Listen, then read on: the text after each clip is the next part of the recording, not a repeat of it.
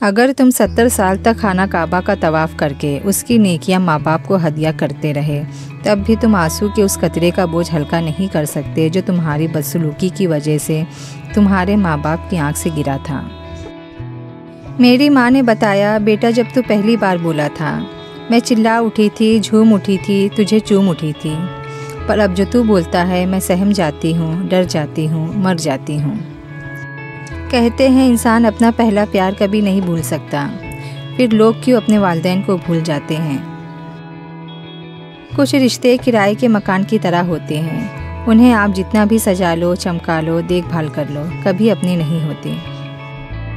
रिश्ते तब मजबूत होते हैं जब आपकी माली हालात मजबूत हो। पैसा रिश्तेदारी का लाइसेंस बन चुका है, जिसके पास नहीं है वो रिश्तेदारी के लिए नाअहल है।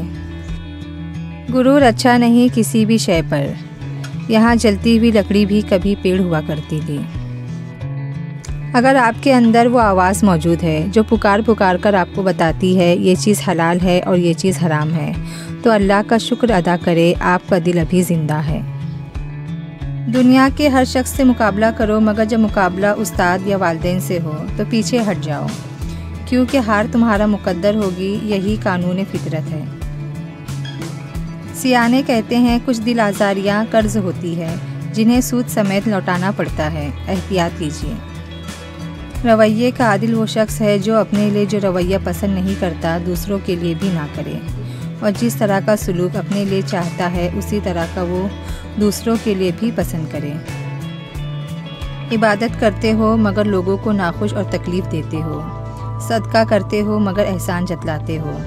अपनी नेकियां ऐसी थैली में जमा ना करो जिसमें सुराख हो। लोग ये तो नहीं जानते कि क़यामत के दिन हमारे साथ क्या होगा, मगर अफसोस वो ज़रूर जानते हैं कि दूसरों के साथ क्या होगा। महशर के दिन हर छुपी हुई चीज़ ज़ाहिर हो जाएगी, हर खताकार खुद रुसवा हो जाएगा।